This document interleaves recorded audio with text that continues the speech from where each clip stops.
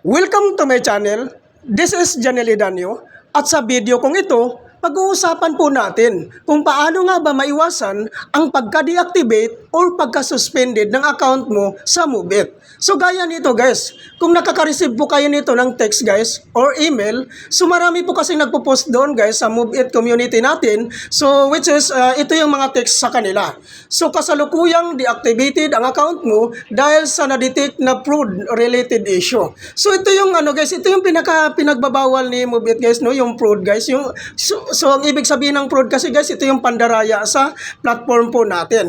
So ito po yung fraud awareness ni MoveIt guys. Nakalagay dito sa baba, katrupa, ang kahit anong fraud activity ay magre-resulta sa account suspension at pag-hold ng payout. So malinaw na malinaw dyan guys. So magbibigay po ako guys ng 6 na example ng fraud.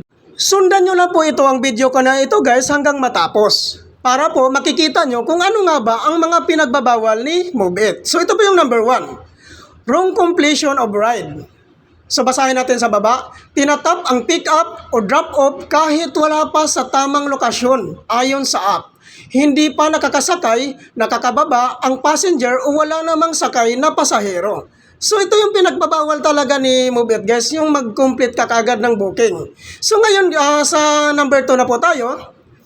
Extreme cancellation. So sa baba makikita natin na detect ng system na ang iyong MoveIt rider account ay sobrang daming cancellation galing sa rider ang inyong account. So ibig sabihin guys, pinagbabawal ni MoveIt yung cancel ng cancel. Yung namimili ka ng booking, yun yung pinagbabawal ni MoveIt talaga. So kailangan gawin mo kung anong ibabato sa'yo na booking. So pwede naman tayo mag-cancel, isa or dalawa lang, pero yung sobrang cancel na guys, so pinagbabawal na po talaga ni MoveIt yan. Yun yung tinatawag guys na extreme cancellation. So punta naman tayo ngayon sa guys, number 3.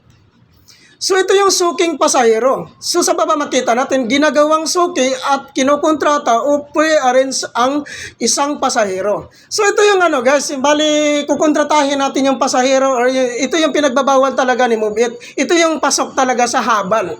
Ito yung tinatawag na habal. Kaya nga po si MoveIt, guys, meron tayong features doon sa apps natin na, guys, hell. Para po, pag once merong pasahero na gustong sumakay kaagad or urgent, may magagamit po tayo na hell po sa ating apps. Hindi natin ihahabal yung passenger. Dahil pinagbabawal po ito ni MoveIt. Pag maditi ka, sayang, masususpended ka lang or madideactivate yung account mo. Kaya iwasan po natin ganung activity, guys. Dahil po, para maging guys, okay yung apps natin. So ngayon number 4 po tayo. Account takeover.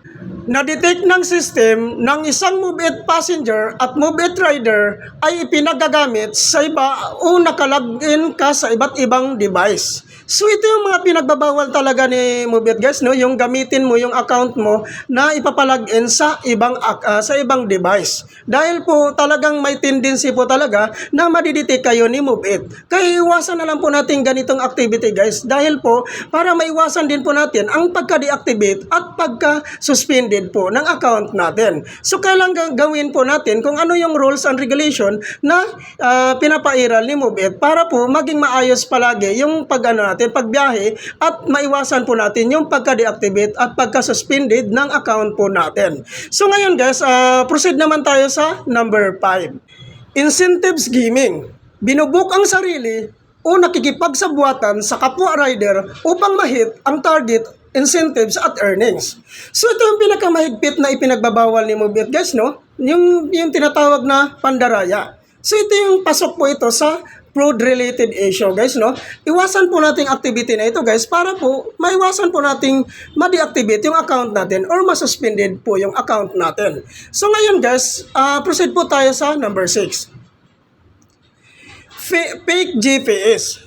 So ito yung guys, fake GPS. Ito po yung may naka-install na fake GPS routed jailbreak modified ang software ng inyong cellphone. So iwasan po natin ganito guys. So kung ako sa inyo guys, gamitin nyo na lang po yung Grab navigation ni Move It guys para po maiwasan na lang po natin ganitong ano guys. Kasi ito po pagka gumagamit po tayo ng ibang GPS po, so madidetect po tayo ni Move It po. So kailangan gamitin na lang po natin kung ano yung Move It navigation yung gagamitin natin sa yung ano guys, yung nakalagay doon sa apps po natin, yung Grab navigation po. Para po may iwasan na lang po natin yung ano guys na ma-deactivate at masuspended yung account po natin. Sana guys, marami po kayong natutunan dito sa ano ko sa vlog ko na ito at sana natutunan nyo po kung ano yung mga pinagbabawal ni Move It sa ating apps guys. Sundin niya lang po natin ang tama para po magiging maayos ang pagbiyahe po natin everyday at hindi na po tayo magugulat na